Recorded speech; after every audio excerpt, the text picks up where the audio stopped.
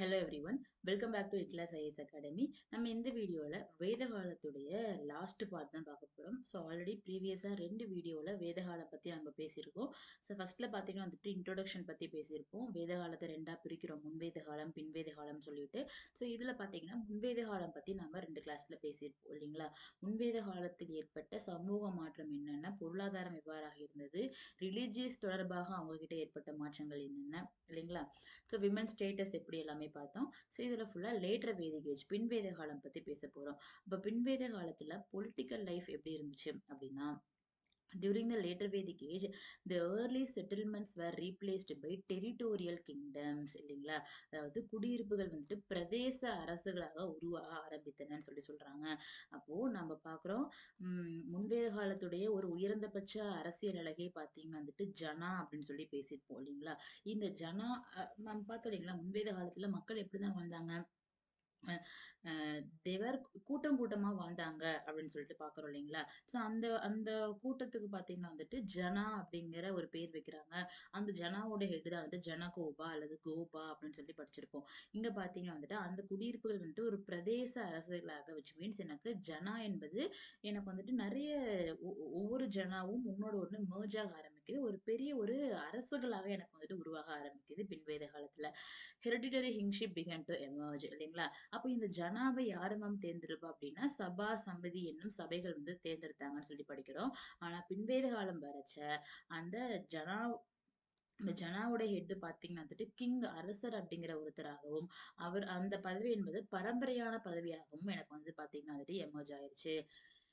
In the monarchical form of government, the power of the king increased இல்லைங்களா. அப்ப மொனார்ச்சினா என்ன அர்த்தம்? முடியாட்சி இல்லைங்களா. அப்போ ஒரு பகுதியுடைய ஒரு நாட்டுடைய ஹெட் அப்படிங்கிறவர் பாத்தீங்கன்னா வந்துட்டு பரம்பரையானவராக இருப்பாரு. என்னவா இருக்க மாட்டாரு, தேர்ந்தெடுக்கப்பட்டவராக இருக்க மாட்டார். அப்படி அப்படி இருந்தாங்கன்னா அவங்க தான் எனக்கு யாரு, அந்த ஆட்சிக்கு தான் பாத்தீங்கன்னா முடியாட்சி மொனார்ச்சின்னு சொல்லிட்டு பேரு. அப்போ இப்போ அந்த அரச பதவி என்னை விட்டு பறி போயிரும் அப்படிங்கிற சமயத்துல தான் நான் என்ன பண்ணுவேன், என்னோட வேலையை வந்து கரெக்டா செய்வேன் இல்லைங்களா. நான் வந்து இம்ப்ரெஸ் பண்ண ட்ரை பண்ணுவேன், கரெக்டா பண்ணுவேன். ஆனா அது முடியாச்சு, நான் இல்லாட்டியும் அடுத்து என்னுடைய வம்சம் தான் கடைசி வரைக்கும் அந்த பதவி வந்துட்டு ஆட்சி பண்ணும் அப்படிங்கிறச்ச ஆட்டோமேட்டிக்கா பாத்தீங்கன்னா the power of the king பாத்தீங்கன்னா இன்க்ரீஸ் ஆக ஆரம்பிக்குது. அவரு கொஞ்சம் டாமினண்டான ஒரு ஒரு ஒரு ஒரு ஒரு பவரா வந்துட்டு உருவாக ஆரம்பிக்கிறாங்க கிங் அப்படிங்கிறவங்க. King performed various rituals and sacrifices to make his position strong இல்லைங்களா.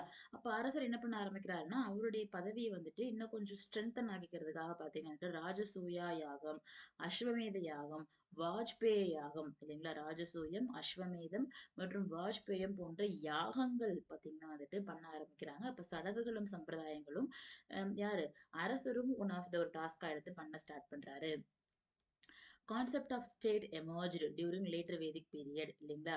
Because Aryans had started living sedentary life. அதாவது இதுவரைக்கும் ஆரியன்ஸ் வாழ்ந்துட்டு இருந்த லைஃப் பாத்தீங்கன்னா வந்துட்டு ஒரு நொமாடிக் லைஃப் which means ஒரு நாடோடியான வாழ்க்கையை தான் வாழ்ந்தாங்கன்னு சொல்லி படிக்கிறோம். ஆனா பின்வேத காலம் வரைச்சு they started living sedentary, ஒரு நிரந்தரமான வாழ்க்கையை பாத்தீங்கன்னா வாழ ஆரம்பிச்சிட்டாங்க.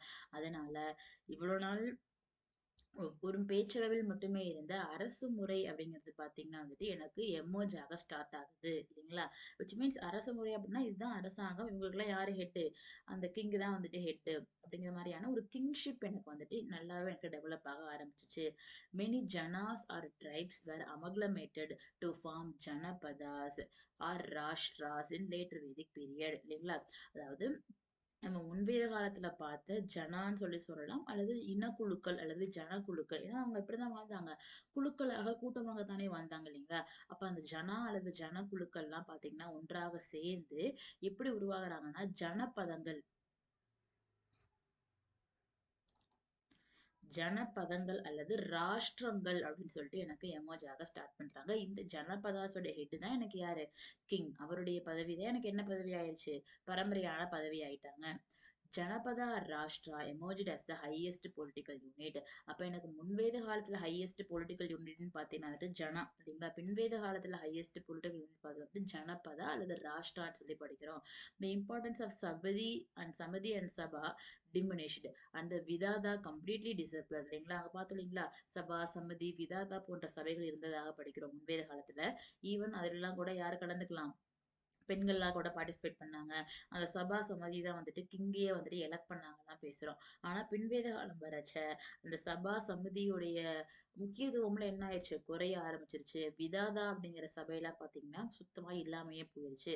பிகாஸ் எனக்கு அரச பதவி தான் என்ன ஆயிருச்சு? பரம்பரையான பதவி ஆயிட்டதுனால, இந்த லேட்டர் வேதிக் பீரியட் பலி was treated as a tax and collected regularly இல்லைங்களா? இப்போ முன்வேத காலத்துல படிக்கிறோம். பலி என்னும் ஒரு வரி என்பது மக்களாக விருப்பப்பட்டு வாலண்டியரா பே பண்ணக்கூடிய ஒரு டாக்ஸ் அப்படின்னு சொல்லி படிக்கிறோம். ஆனா பின்வேத காலத்துல பாத்தீங்கன்னா வந்துட்டு அது எனக்கு கம்பல்சரியா எல்லா மக்களுமே என்ன கட்டியாகணும்? பலி அப்படிங்கிற ஒரு டாக்ஸ வந்து கட்டியே ஆகணும். அப்படின்னு சொல்லிட்டு சொல்றாங்க. Official called bali sadhak was appointed for the collection of the taxes இல்லைங்களா? ஸோ அப்போ அந்த பலி அப்படிங்கிற வரியை வந்துட்டு கலெக்ட் பண்றதுக்காக பலி ஷதக் அப்படிங்கிற ஒரு அதிகாரி பார்த்தீங்கன்னா வந்துட்டு நியமிக்கப்படுறாரு பின்வேத காலத்துல. அப்பார்ட் ஃப்ரம் பலி, 2 நியூ டாக்ஸஸ் வேர் கலெக்டட். அப்போ பலி என்பது இல்லாம மேலும் 2 முக்கியமான வரிகள் என்பது வசூலிக்கப்பட்டது. அதாவது பாகா மற்றும் போகா. அப்படி பாகம், போகம் அப்படின்னு சொல்லி சொல்லுவாங்க. பாகம் என்பது கிங் ஷேர் இன் அக்ரிகல்ச்சரல் ப்ரொடியூஸ். அதாவது இப்ப நான் வந்து ஒரு விவசாயி அப்படின்னா ஏன்னா முன்வேத முன்வேத காலமாக இருக்கட்டும் பின்வேத காலமாக இருக்கட்டும் ஆரியன்ஸுடைய முக்கியமான ஆக்குபேஷனே பார்த்தீங்கன்னா அக்ரிகல்ச்சர் அண்ட் பாஸ்டோரலிசம் இல்லைங்களா? மேய்ச்சல் தான். அப்போ என்னுடைய விளைச்சல்ல பார்த்தீங்கன்னா வந்துட்டு நான் என்ன பண்ணிடணும்? அரசருக்குன்னு இவ்வளோ பங்க வந்து நான் வந்து ஒதுக்கிரணும் இல்லைங்களா? அதுக்கு பேர் வந்துட்டு பாகா என்று பெயர். அதுவும் வரியாகத்தான் எடுத்துக்கொள்ளப்படுகிறது. ஸோ வரி which is nothing but tax அப்படிங்கிறது பார்த்தீங்கன்னா, ஆல்வேஸ் கேஷா மட்டும் தான் வாங்குவாங்களான்னா கிடையாது இல்லைங்களா? அக்ரிகல்ச்சரல் ப்ரொடியூஸாகவும் வாங்குவாங்க. சில கிஃப்ட்டாவும் வாங்குவாங்க. அது எல்லாமே எனக்கு வரின்னு சொல்லி தான் நம்ம வந்துட்டு சொல்றோம். அப்ப போகான்னு பார்த்தீங்கன்னா ceremonial gifts collected by king from the common people. அதாவது பொதுமக்கள் பார்த்தீங்கன்னா வந்துட்டு அரசருக்கு பார்த்தீங்கன்னா வந்துட்டு சம்பிரதாயமா பார்த்தீங்கன்னா ஒரு ஒரு கிஃப்ட் வந்து கொடுக்கணும் இல்லைங்களா? அந்த கிஃப்ட்டுக்கு தான் என்ன பேருனா வந்துட்டு போகா என்று பெயர். அப்போ முன்வேத காலத்துல பலி என்னும் வரி இருந்தது. அது கம்பல்சரி கிடையாது. பின்வேத காலத்துல பலி எனக்கு கம்பல்சரி ஆயிடுச்சு.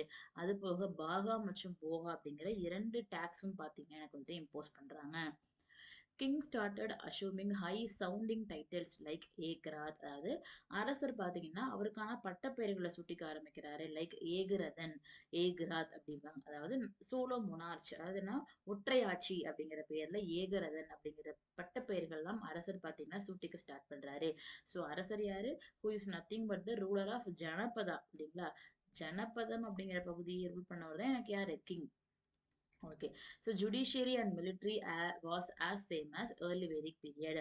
ஸோ முன்வேத காலத்துல எப்படி இருந்துச்சோ அதே மாதிரி தான் எனக்கு பின்வேத காலத்திலயும் நீதி, ராணுவம் எல்லாமே எனக்கு கண்டினியூ ஆச்சு. ஸோ அங்க படிக்கிறோம். என்ன என்ன இல்ல ஒரு பெர்மனன்ட்டான ஒரு ஆர்மி அப்படிங்கிறது கிடையாது. கிராமங்கள்ல பார்த்தீங்கன்னா இருந்த யங்ஸ்டர்ஸ் இளைஞர்கள்லாம் என்ன பண்ணாங்க? அந்த கிராம தலைவர் இருப்பார் இல்லையா? அவர் தலைமையில பார்த்தீங்கன்னா வந்துட்டு படையெடுத்து போனாங்கன்னு சொல்லி படிக்கிறோம். ஸோ அதே மாதிரியான ப்ரொசீஜர்ஸ் தான் எனக்கு எனக்கு பின்வேத காலத்திலயும் எனக்கு வந்து கண்டினியூ ஆச்சு. The character of wars were changed from cattle lifting to territorial expansion இல்லைங்களா? சரி இது ஒரு முக்கியமான ஒரு டிரான்சிஷன் எனக்கு பின்வேத காலத்துல. முன்வேத காலத்துல பெரும்பாலும் சண்டை என்பது கால்நடைகளை வந்துட்டு கவர்வதற்காக, அதாவது ஆணிரை கவர்தல் அப்படின்னு படிச்சிருப்போம். அல்லது கவிஸ்தி அப்படின்னு சொல்லி படிச்சிருப்போம் இல்லைங்களா? ஸோ அப்போ இந்த பர்ப்பஸ்க்காகத்தான் எனக்கு வந்துட்டு முன்வேத காலத்துல சண்டை அப்படிங்கிறது நடந்துச்சு. ஆனா பின்வேத காலத்துல அந்த ஆணரை கவர்தலிலிருந்து டெரிட்டோரியல் எக்ஸ்பான்ஷன் நிலங்களை வந்துட்டு ஆக்கிரமிப்பதற்கான ஒரு சண்டையாக எனக்கு வந்துட்டு பின்வேத காலத்துல சண்டை எனக்கு வர ஸ்டார்ட் ஆயிருச்சு. As a result of this janas of early Vedic period got transformed into janapadas. அப்போ நான் ஒரு ஜனா, நீங்க ஒரு ஜனா. நான் என்ன பண்றேன்? உங்க உங்க ஜனம் அப்படிங்கிற பகுதியை வந்துட்டு கேப்சர் பண்றதுக்காக நான் படையெடுத்து வந்து உங்க ஜனத்தை நான் என் கூட அனெக்ஸ் பண்ணிக்கிறேன் அப்படிங்கிற பட்சத்துல ஜனம் என்னவா மாறி போயிருது? ஜனபதங்களாக மாறி போயிருது. ஸோ நெக்ஸ்ட் எக்கானமிக்கல் லைஃப், பொருளாதார வாழ்க்கை. இந்த later Vedic period the Aryans tamed elephants apart from cow, goat, sheep and horse. இப்போ முன்வேத காலத்துல பார்த்தீங்கன்னா வந்துட்டு நம்ம கவ், கோட், ஷீப், ஹார்ஸ் இவங்கெல்லாம் வந்துட்டு வளர்த்துருப்பாங்க. பட் பின்வேத காலத்துல பார்த்தீங்கன்னா வந்துட்டு என்ன பண்ண ஆரம்பிச்சிட்டாங்க? யானைகளையும் பழக்கப்படுத்த ஆரம்பிச்சிட்டாங்கன்னு சொல்லி படிக்கிறோம் இல்லைங்களா? சப்போ நம்ம ஃபர்ஸ்ட் கிளாஸ்லயே படிச்சிருப்போம். முன்வேத கால மக்கள் வாழ்ந்த இடங்கள்னு பார்த்தீங்கன்னா இந்த சப்த சிந்து என்று அழைக்கப்பட்ட இந்த ரீஜியன். பின்வேத காலத்துல இந்த மக்கள் என்ன ஆயிட்டாங்க? கொஞ்சம் ஈஸ்ட் நோக்கி ஷிஃப்ட் ஆகி இந்த கங்கை சமவெளி இந்த பகுதிகளில் வாழ்ந்தாங்கன்னு சொல்லி படிக்கிறோம் இல்லைங்களா? ஸோ அப்போ இங்க தான் பார்த்தீங்கன்னா வந்துட்டு, ஒரு இதான் ஒரு அடர்ந்த காடுகள் அப்படிங்கிறலாம் இருக்கிறச்ச, யானைகளுடைய ஒரு ஒரு ஒரு பழக்கம் அப்படிங்கிறது அவங்களுக்கு அதிகமாக ஸ்டார்ட் ஆகுது பின்வேத காலத்துல. In addition to craftsmens of early Vedic period, there were also jewellers, dyers and smelters இல்லைங்களா? முன்வேத காலத்துல பார்த்தீங்கன்னா வந்துட்டு கைவினை கலைஞர்களை பத்தி மட்டுமே பேசினோம். இங்க பார்த்தீங்கன்னா வந்துட்டு நகை செய்றவங்க, சாய தொழில் செய்வோர், உலோகங்களை உருக்குவோர் போன்றவர்களும் எனக்கு பின்வேத காலத்துல எனக்கு எமர்ஜ் ஆனாங்க. அம் முன்வேத காலத்துல பார்த்தீங்கன்னா வந்துட்டு, ஆர்க் கலர்டு பாட்ரி படிச்சிருப்போம் இல்லைங்களா? இங்க பார்த்தீங்கன்னா வந்துட்டு, கிரே வேர் கலர் பாட்ரி, அதாவது சாம்பல் நிற மண்பாண்டம் என்பது பயன்படுத்தப்பட்டது. So use of iron plough and ox help to put more areas of land under cultivation இல்லைங்களா? அப்போ எனக்கு முன்வேத காலத்துடைய இறுதியில தான் பார்த்தீங்கன்னா, அதாவது ஏர்லி வேதிக் பீரியடுடைய எண்டுலயும், லேட்டர் வேதிக் பீரியடுடைய ஸ்டார்ட்டிங்லயும் தான் எனக்கு இரும்பு என்பது கண்டறியப்பட்டது. அயன் என்பது கண்டறியப்பட்டது இந்த இன் பிட்வீன் டைம்ல. அப்போ எனக்கு முன்வேத காலத்த கம்பேர் பண்றச்ச, எனக்கு பின்வேத காலத்துல இரும்புடைய பயன்பாடு எனக்கு ரொம்பவே எக்ஸ்டென்சிவா இருந்துச்சு. அதன் மூலமாக பார்த்தீங்கன்னா வந்துட்டு, என்ன பண்ண ஆரம்பிக்கிறாங்க, அதிக அளவில் நிலங்கள்ல வந்துட்டு வேளாண்மை வந்து செய்யப்பட்டது. ஸோ அந்த அயன பயன்படுத்தி ஈஸியா என்ன பண்ணாங்க, லேண்ட ஃபுல்லா கிளீன் பண்ணி அக்ரிகல்ச்சருக்கு வந்துட்டு ரொம்ப பயன்படுத்த ஆரம்பிக்கிறாங்க பின்வேத காலத்துல. அந்த அயன crops of wheat, rice, barley were cultivated. என்னென்ன கிராப்ஸ்லாம் வந்துட்டு பயிரிட்டாங்கன்னா, நெல், கோதுமை, பார்லி போன்றவை பயிரிடப்பட்டது. With the growth of agriculture, the idea of private possession of land came into existence இல்லைங்களா? அப்போ வேளாண்மை வந்துட்டு டெவலப் ஆனதுனால நிலத்தின் மீது தனி உரிமை. அப்ப நம்ம படிக்கிறோம், முன்வேத காலத்துல பாத்தீங்கன்னா யாருக்கும் லேண்ட் மீது என்ன கிடையாது, ஒரு ஒரு சோல் அத்தாரிட்டி என்பது கிடையாதுன்னு சொல்லி படிக்கிறோம். ஆனா பின்வேத காலம் வரும்பொழுது அக்ரிகல்ச்சர் பண்றதுனால ஸோ ஒவ்வொருத்தவங்களும் அந்த லேண்டை பார்த்துக்கிட்டு உரிமை கொண்டாட ஆரம்பிக்கிறாங்க. இது என்னுடைய லேண்ட் அப்படிங்கிற மாதிரியான கான்செப்ட் எமர்ஜ் ஆக ஸ்டார்ட் ஆகுது. New craft and arts developed, leading to the surplus productions of commodities for sale இல்லைங்களா?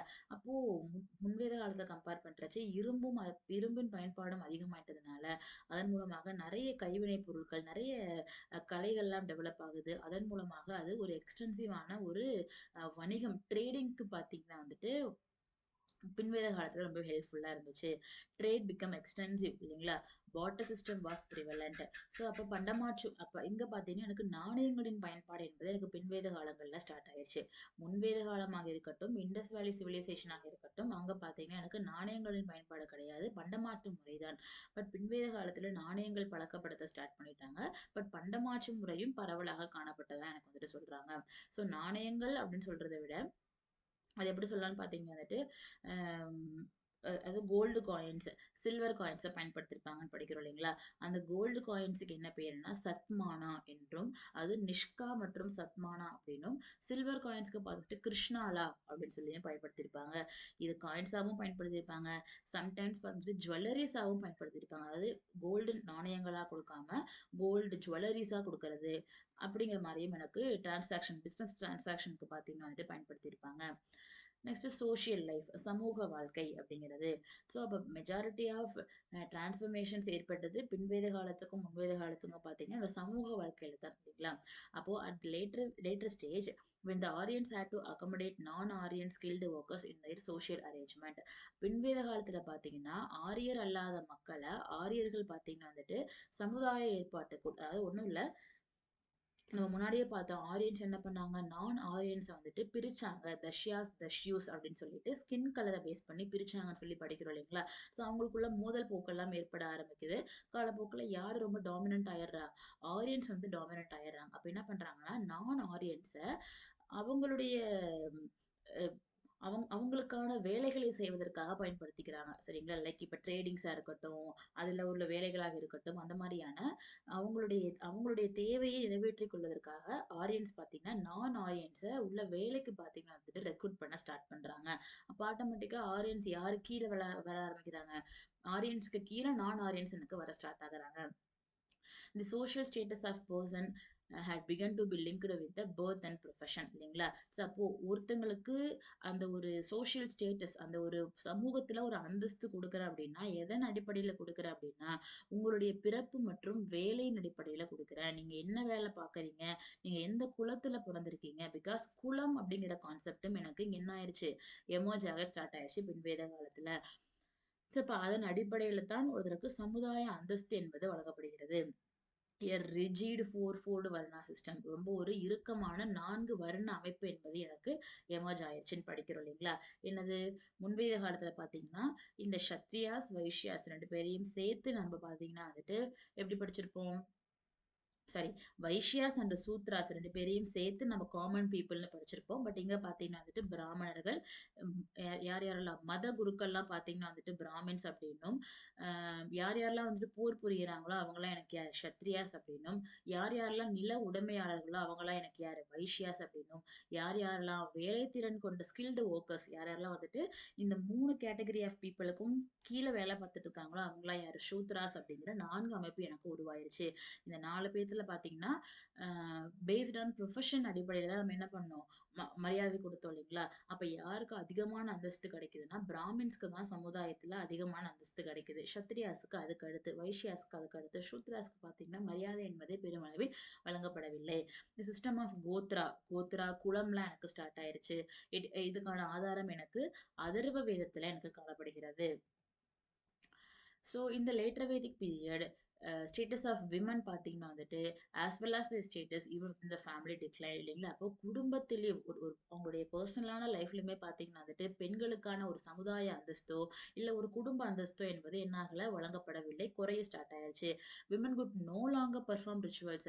ஸோ அப்ப சடங்குகளை செய்யறதுக்கான ஒரு அனுமதி என்பது யாருக்கு கிடைக்காம போகுது?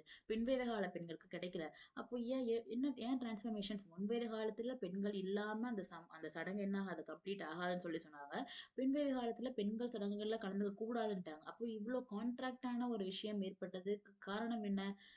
லைக் ஒன் ஆஃப் த டாமினன்ட்ஸ் இல்லைங்களா? என்ன ஆயிடுச்சு? அந்த அந்த கிங்ஷிப் அப்படிங்கிற கான்செப்ட் எமர்ஜ் ஆக ஆரம்பிச்சிருச்சு.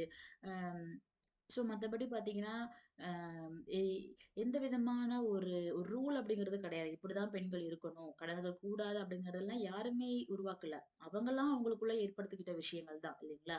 The rules of marriage become much more complex and rigid. திருமணம் தொடர்பான விதிகள்லாம் ரொம்ப காம்ப்ளெக்ஸா இருக்கு. பலதார மணமுறை என்பது ஆண்கள் என்ன பண்ணிக்கலாம்? பலதார மணம் பண்ணிக்கலாம். பாலிகாமி பண்ணிக்கிறது ஒரு சாதாரணமான விஷயமா எனக்கு மாறிப்போச்சு. முன்வேத காலத்துல விதவைகள் மறுமணம் செய்து கொள்ள அனுமதி வழங்கப்பட்டது. ஆனா பின்வேத காலத்தில் அது வந்துட்டு அனுமதி வழங்கப்படவில்லை. எஜுகேஷன் பெண்களுக்கு கல்வி என்பது வழங்கப்படவில்லை. இன்டர் காஸ்ட் மேரேஜ் அதாவது ஜாதிகளுக்கு இடையிலான திருமணம் என்பது நிராகரிக்கப்பட்டது. என்ன பண்ணக்கூடாது, ஒரு கோத்திரம்ல இருந்து இன்னொரு கோத்திரம்ல திருமணம் பண்ணிக்க கூடாது அப்படிங்கிற கான்செப்ட்லாம் எனக்கு எமர்ஜ் ஆக ஸ்டார்ட் ஆனுச்சு. ஸோ அப்போ இப்ப இருக்கக்கூடிய மெஜாரிட்டி ஆஃப் த சோசியல் ஈவில்ஸ்க்கான ஒரு பேசிக்கான ஃபவுண்டேஷன்ஸ் எனக்கு பின்வேத காலத்தில் ஏற்படுத்தப்பட்டது தான். அதுக்கான காரணம் பார்த்தீங்கன்னா, like emergence of society, kingship develop ஆக ஆரம்பிக்குது, டாமினன்சி அதிகமாக ஆரம்பிக்குது. ஒரு ஒரு ஒரு ஒரு குறிப்பிட்ட ஒரு சோசியல் ஹையரார்ச்சி ஒரு டாமினன்ஸ் அதிகமாக பிற சோசியல் ஹையரார்ச்சிலாம் என்ன ஆக ஆரம்பிக்கிறாங்க? டிக்ளைன் ஆக ஆரம்பிக்கிறாங்க. அவங்களுக்கான அந்தஸ்து, சோஷியல் ஸ்டேட்டஸும் டிப்ரைவ் ஆகுது, மறுக்கப்படுது. அது அப்படியே ரீசனே இல்லாம நம்ம என்ன பண்ணிட்டே வந்துட்டோம், நம்ம வந்துட்டு 21st செஞ்சுரி வரைக்குமே நம்ம கன்டின்யூ பண்ணிட்டே வந்துட்டோம். பட் அத நம்ம ஏன் ஃபாலோ பண்றோம்? எதனால ஃபாலோ பண்றோம்? அப்படிங்கிற எந்த ஒரு சயின்டிஃபிக்கான ரீசன்ஸ் எதுவுமே நமக்கு கிடையாது. மனிதர்கள் தேவையில்லாம ஏற்படுத்திக்கிட்டாங்க. அத நம்ம தேவையில்லாம கன்டின்யூ பண்ணி நம்ம இப்ப வரைக்கும் நம்ம கன்டின்யூ பண்ணிட்டு இருக்கோம். இல்லைங்களா? Birth of the daughter was considered. பெண் குழந்தை பிறந்தாவே என்னது சாபமாக கருதப்பட்டது இல்லைங்களா? Not allowed to participate. விமன் என்ன பண்ணக்கூடாது? சபா, சமிதி போன்ற சபைகள்லாம் கலந்து கொள்வதற்கு யாருக்கு அனுமதி இல்ல? பெண்களுக்கு அனுமதி என்பது வழங்கப்படவில்லை. எஜுகேஷன்ஸ் பார்த்தீங்கன்னா, ஒன்லி யாருக்கு மட்டும்தான்? ஆண்களுக்கு மட்டும்தான் எஜுகேஷன்ஸ். அதுலயும் பார்த்தீங்கன்னா வந்துட்டு மெஜாரிட்டியா அந்த 4 வர்ணாஸ்ல பிராமின்ஸ் இருக்காங்க இல்லைங்களா? அவங்களுக்கு தான் எஜுகேஷன்ஸ் என்பது ரொம்ப எக்ஸ்டென்சிவா வழங்கப்பட்டது இல்லைங்களா? அப்ப the concept of 4 stages in life. அதாவது முன்வேத காலத்துல பார்த்தீங்கன்னா வந்துட்டு குருகுலா சிஸ்டம் ஆஃப் எஜுகேஷன்னு படிச்சிருப்போம். இங்க பார்த்தீங்கன்னா வந்துட்டு ஆஷ்ரமா சிஸ்டம் ஆஃப் எஜுகேஷன் அப்படின்னு சொல்லிட்டு சொல்லுவாங்க. அப்ப என்ன பண்ணுவாங்கன்னா, ஒரு ஒரு ஒரு ஒரு மனிதனுடைய வாழ்க்கைய பார்த்தீங்கன்னா வந்துட்டு 4ஆ பிரிக்கிறாங்க இல்லைங்களா? அதுல அதாவது மொத்தம் ஒரு மனுஷனுக்கான ஆயுள் என்பது 100 இயர்ஸ் அப்படியாகவும், இத பார்த்தீங்கன்னா 25, 25, 25 அப்படிங்கிற மாரி 4ஆ பிரிக்கிறாங்க. அதுல ஃபர்ஸ்ட் 25 வாழ்க்கை என்னவா இருக்கணும்னா, ஒரு மனுஷன் வந்து பிரம்மச்சாரிய வாழ்க்கை வந்துட்டு வாழணும். மாணவ பருவத்துல இருக்கணும். நெக்ஸ்ட் 25 பார்த்தீங்கன்னா வந்துட்டு கிருகஸ்தம் அப்படிம்பாங்க. அதாவது திருமண வாழ்க்கைக்குள்ள போயிரணும். நெக்ஸ்ட் 25ல பார்த்தீங்கன்னா வந்துட்டு going to forest for meditate. என்னது அதுக்கு பேரு வனப்பிரஸ்தம் அப்படிம்பாங்க. அப்போ குடும்ப வாழ்க்கையெல்லாம் விட்டுட்டு 50வது வயசுல பார்த்தீங்கன்னா, எங்க போயிடணும்? காடுகளுக்கு வனங்களுக்கு சென்று தவம் செய்ய போயிடணும். கடைசி 25 பார்த்தீங்கன்னா வந்துட்டு சந்நியாசம், leading a life of an ascetic so as to attain swarga. அப்போ மோக்ஷம், சொர்க்கத்தை அடைவதற்காக பார்த்தீங்கன்னா வந்துட்டு ஒரு துறவற வாழ்க்கை வந்துட்டு வாழணும். இதுதான் பார்த்தீங்கன்னா ரூலா இருந்துச்சு பின்வேத காலத்துல. இந்த கல்வி என்பது ஆண்களுக்கு மட்டுமே, அதுவும் எனக்கு எக்ஸ்டென்சிவா பிராமின்ஸ்க்கு மட்டும்தான் வழங்கப்பட்டது. சத்ரியாஸ் நினைச்சா கொஞ்சம் பேருக்கு மட்டும் அனுமதி வழங்கப்பட்டது. மத்தபடி பார்த்தீங்கன்னா, வேதங்களை கத்துக்கொள்வதற்கோ யாருக்குமே எதுவுமே பார்த்தீங்கன்னா, எனக்கு சூத்ராஸ்க்கு அனுமதி என்பது கிடையாது. ஈவன் அந்த ஒரு அ அந்த வேதங்கள் கத்துக்கிறவங்க, வேதங்கள் ஓதுவாங்க இல்லைங்களா? அத வந்து காதுல கூட யாரும் கேட்கக்கூடாது. சூத்திரர்கள் கேட்கக்கூடாது. அப்படி காதுல கேட்டாவே தப்பு. அப்படிங்கிற மாரியான காதுல கேட்டாவே என்ன பண்ணிடணும்? ஈயத்த காய்ச்சி ஊத்தணும். அந்த மாரியான ஒரு மோசமான ஒரு டிஸ்கிரிமினேஷன்ஸ்லாம் எனக்கு எமர்ஜ் ஆக ஸ்டார்ட் ஆயிருச்சு. Literature, grammar, maths, ethics, astronomy சப்ஜெக்ட்ஸ்லாம் எனக்கு அபார்ட் ஃப்ரம் வேதம், வேதங்கள் இல்லாம கணிதம், எத்திக்ஸு, ஆஸ்ட்ரானமி, ஜோதிடம் எல்லாமே எனக்கு எமர்ஜ் ஆச்சு. உபநிடதங்கள் முக்கியமான ஒரு பாயிண்ட். எனக்கு உபநிடதங்கள் என்பது வேதகால இலக்கியம் இல்லைங்களா? அப்போ உபநிடதங்கள் என்பது இந்த பின்வேத காலத்தில் உருவாக்கப்பட்டதுதான். மேம் உபநிடதங்கள் என்ன அப்படின்னா, it was a last part of Vedic text இல்லைங்களா? வேத இலக்கியங்களுடைய கடைசி பாகம் இருக்கு இல்லைங்களா? அதான் பார்த்தீங்கன்னா உபநிடதங்கள். அதுக்கு பார்த்தீங்கன்னா வேதாந்தா அப்படிங்கிற பெயர் கூட இருக்கிறது. ஸோ ரிலீஜியஸ் லைஃப் பொறுத்த வரைக்கும் இந்த லேட்டர் வேதிக் பீரியட் ப்ரீஸ்ட்ஹுட் என்னதான் மதகுருவாக இருப்பது பார்த்தீங்கன்னா வந்துட்டு ஒரு ப்ரொஃபஷன். அந்த மதகுரு பதவி என்ன ஆயிடுச்சுன்னா ஹெரிடிட்டரியான ஒரு பதவி ஆயிடுச்சு. ஒரு பரம்பரையான தொழில் ஆயிடுச்சு. புது புது கடவுள்லாம் முன்வேத காலத்துல பார்த்தீங்கன்னா வந்துட்டு 50 பூதங்களை வணங்குனாங்கன்னு படிக்கிறோம். ஆனா பின்வேத காலம் வரைச்சு நிறைய புதிய கடவுள் பார்த்தீங்கன்னா வந்துட்டு உருவாக ஸ்டார்ட் பண்றாங்க. ஸோ பிரஜபதி, பிரம்மா, விஷ்ணு, ருத்ரா. ஸோ பிரஜபதினா வந்துட்டு படைத்தவர், விஷ்ணுனா வந்துட்டு காப்பவர், ருத்ரன்னா வந்துட்டு அழிப்பவர் அப்படிங்கிற மாதிரி எனக்கு நெறைய கடவுள் எனக்கு உருவாக ஸ்டார்ட் ஆகுறாங்க.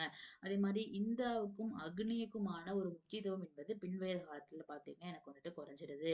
அதே மாரி சடங்குகளும், சம்பிரதாயங்களும் ரொம்ப எலாபரேட் ஆகுது. ஈவன் கிங் கூட என்ன பண்ண ஆரம்பிச்சுட்டாரு, அவருடைய பொசிஷன ஸ்ட்ரென்தன் பண்ணிக்கிறதுக்காக சடங்கு சம்பிரதாயங்கள்லாம் பண்ண ஸ்டார்ட் பண்ணிட்டாருன்னு சொல்லி படிக்கிறோம். கான்செப்ட் ஆஃப் அந்த சொர்க்கம், சொர்க்கம், மறுபிறப்பு, சால்வேஷன், முக்தி, ஆன்மா போன்ற கான்செப்ட்லாம் எனக்கு எமர்ஜ் ஆக ஸ்டார்ட் ஆகுது. இப்ப பார்த்தீங்கன்னா வந்து சொர்க்கத்துக்கு போகணும்னா இந்த விஷயங்கள்லாம் பண்ணணும். சொர்க்கத்துக்கு போகணும்னா இந்த ஸ்லோகங்கள்லாம் படிக்கணும். இந்த சடங்கு சம்பிரதாயங்கள்லாம் பண்ணணும் அப்படிங்கிற கான்செப்ட்லாம் எமர்ஜ் ஆயிருது. அட்டைன்மென்ட் ஆஃப் சால்வேஷன் இல்லைங்களா? முக்தி அடைதல் மற்றும் சொர்க்கத்துக்கு அடைதல் போன்றவையே நான் வந்து சாமி கும்பிடுறேன் அப்படின்னா என்னுடைய முக்கியமான நோக்கம் என்ன? சாமிக்கு இதெல்லாம் பண்ணா சாமி என்ன பண்ணும்? என்ன வந்துட்டு சொர்க்கத்துக்கு வந்துட்டு அழைச்சிட்டு போகும் அப்படிங்கிறது தான் அவங்களுடைய ரிலீஜியஸ் ஆக்டிவிட்டீஸ் உடைய முக்கியமான அப்ஜெக்டிவாவே எனக்கு இருந்திருக்கும். ஆனா முன்மைய காலத்துல என்ன பண்ணாங்க? என் குழந்தை நல்லா இருக்கணும், என்னுடைய கால்நடை நல்லா இருக்கணும், எனக்கு நிறைய செல்வங்கள் வேணும் அப்படிங்கிற மாதிரியான அப்ஜெக்டிவ்ஸை வச்சுதான் கடவுள் வழிபாடு என்பது இருந்தது. இல்லைங்களா? ஸோ அப்போ பின்வேத காலத்துல அந்த டிரான்ஸ்ஃபர்மேஷன்ஸ் எனக்கு பார்த்தீங்கன்னா வந்துட்டு சொர்க்கம், சொர்க்கத்துக்கு போகணும், முக்தி அடைதல் அப்படிங்கிற கான்செப்ட்ட பேஸ் பண்ணி எனக்கு ஸ்டார்ட் ஆயிருச்சு. இல்லைங்களா? ஸோ அப்போ ஒரு பக்காவான டிரான்ஸ்ஃபர்மேஷன்ஸ் ஏற்பட்டதுன்னு சொல்லி படிக்கிறோம். அப்போ எனக்கு சமஸ்கிருத மொழியுடைய ஆதிக்கம் வந்துட்டு ரொம்ப அதிகமாக இருக்க ஆரம்பிக்குது. பிராமின்ஸுடைய இன்ஃப்ளூயன்ஸும் பின்வேத காலத்துல அதிகமா இருக்க ஆரம்பிக்குது. சூத்ராஸ்க்கு பார்த்தீங்கன்னா எந்த ஒரு ரைட்ஸ் எதுவுமே எனக்கு கிடைக்கல. எந்த ஒரு உரிமை, மரியாதை என்பதுமே கிடைக்கல. சூத்ராஸ பார்த்தாலே பார்த்தீங்கன்னா வந்துட்டு ரொம்ப ஒரு டிஸ்கிரிமினேஷன்ஸா வந்துட்டு திங்க் பண்ண ஆரம்பிக்கிறாங்க. அவங்களுக்கு எந்த வகையிலயும் ஒரு அனுமதி, ஒரு உரிமை என்பது வழங்கப்படவில்லை. இல்லைங்களா? அப்போ கடவுள கும்பிடுறது அப்படிங்கிற ஒரு விஷயமே பார்த்தீங்கன்னா, ரொம்ப வந்துட்டு அம் காஸ்ட்லி ஆயிருச்சு இல்லைங்களா? நான் வந்து இந்த சடங்கு சம்பிரதாயங்கள்லாம் பண்ணி தான் கடவுள கும்பிடணும். நான் வந்து இவ்ளோ ஸ்லோகங்கள்லாம் சொல்லணும் அப்படிங்கிற கான்செப்ட்லாம் உருவானாலே, ஒரு காமன் பீப்பிளால பார்த்தீங்கன்னா வந்துட்டு, இந்த ஒரு மதத்த அ பிராமணிசம் அப்படிங்கிற மதத்தை பின்பற்றுவதில் கொஞ்சம் அவங்களுக்கு நிறைய சிரமங்கள் ஏற்பட்டது. இப்போ மக்கள் என்ன பண்ண ஆரம்பிக்கிறாங்கன்னா, ஓகே இந்த மாதிரி ஸ்லோகங்கள்லாம் பெருசா இல்லாம, நிறைய சடங்கு சம்பிரதாயங்கள்லாம் இல்லாம, ஏதாவது ஈஸியா ஃபாலோ பண்ற மாதிரி ஏதாவது ரிலீஜியன் இருக்கா அப்படிங்கிற மாதிரி மக்கள் இன் சர்ச்சா போறச்ச, அந்த டைம்ல எனக்கு பின்வேத காலத்துல பாத்தீங்கன்னா வந்துட்டு நிறைய எனக்கு வந்துட்டு மதங்கள் நியூ ரிலீஜியன் அப்படிங்கிறது பாத்தீங்கன்னா எனக்கு வந்துட்டு உருவானுச்சு. ஸோ அந்த ஈவன் மோர் தென் 100க்கும் அதிகமான ரிலீஜியன்ஸ். அந்த ரிலீஜியன்ல பார்த்தீங்கன்னா, ரொம்ப ப்ராமினன்ட்டான மக்கள் கிட்ட இன்ஃப்ளூயன்ஸ் ஆன 2 மதங்கள் தான் சமண மதம் மற்றும் புத்த மதம். ஜெயினிசம் அண்ட் புத்திசம் அப்படின்னு சொல்லிட்டு. ஸோ அப்ப மக்கள் என்ன பண்ண ஆரம்பிக்கிறாங்கன்னா, இந்த பிராமணிசத்த விட்டுட்டு சமண மதத்தையும், புத்த மதத்தையும் மக்கள் பார்த்தீங்கன்னா ஃபாலோ பண்ண ஸ்டார்ட் பண்ண ஆரம்பிக்கிறாங்க. ஸோ இங்க பார்த்தீங்கன்னா பிரஜபதி, விஷ்ணு, பிரம்மா பிரம்மா அவங்கலாம் வழிபட்டவங்க எங்க போக ஆரம்பிக்கிறாங்க? மெஜாரிட்டி ஆஃப் த பீப்பிள் வந்துட்டு மகாவீரரையும், புத்தருடைய கோட்பாடுகள ஏத்துக்கிட்டு அத ஃபாலோ பண்ண ஸ்டார்ட் பண்றாங்க. அப்ப பார்த்தீங்கன்னா, அடுத்து இந்தியால சமண மதம் மற்றும் புத்த மதத்தின் இன்ஃப்ளூயன்ஸ் அப்படிங்கிறது ரொம்ப டாமினன்ட் ஆக ஆரம்பிக்குது. ஸோ அப்ப நம்ம நெக்ஸ்ட் கிளாஸ்ல the rise of Jainism and Buddhism பத்தி படிக்கலாம். So see you all in next class. Thank you all.